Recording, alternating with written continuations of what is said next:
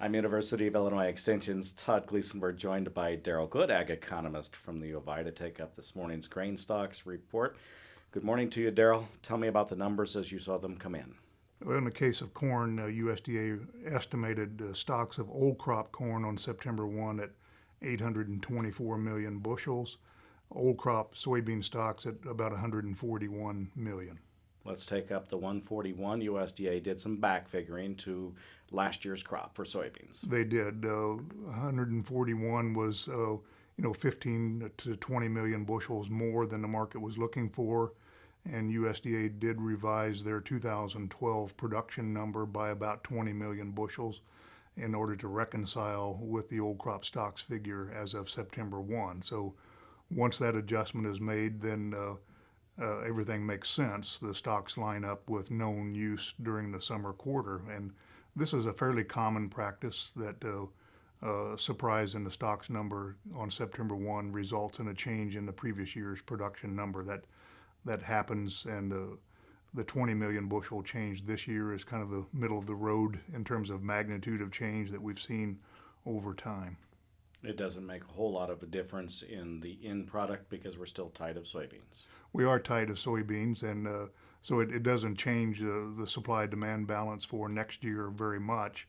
The big question is still crop size and how big will the total supply will be for the current marketing year. Let's stay with that just for a moment. I know it's outside of the grain stocks, but the early numbers, at least for soybeans as they're being harvested for the 2013 crop, have been really, really good.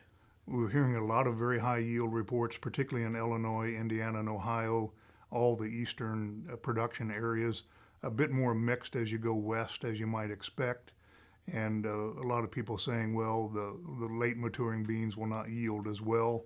And so waiting, to hear those kind of yields. But clearly, the early results are much better than I expected, and I think the market had anticipated. In some cases, you're hearing record yields of soybeans, and that's a bit surprising given the kind of August, early September weather that we had. I suppose we'll know more once the USDA releases its October update of the WASDE figures Certainly, and crop production numbers. certainly we'll get an update, and that should be a pretty good number again this year with much of the crop mature when that survey is done. Take up the USDA's corn grain stocks report. Corn, as I said, September 1, stocks of old crop corn at 824 million bushels. That's about 140 million above the average trade guess. It's about 200 million above what I was looking for in this number. Taken at face value, it suggests that summer quarter feed and residual use of corn was extremely small, 100 million bushels less than last summer when we had 1.2 billion bushels of new crop corn harvested before September 1 last year. And so to come in with a number of disappearance that's even smaller than last summer is a real shock, I think. And I think it does say that the 2012 corn crop was larger than currently estimated. USDA did not revise that number. There will be opportunity to revise that in the January report, but historically USDA does not revise the corn production number based on the September 1 stocks like they do soybeans. Why is that the case, you suppose? I think they would argue there's just not enough information. In the case of soybeans, use is pretty well known so that they have enough information that they can reconcile the production to known use and known stocks.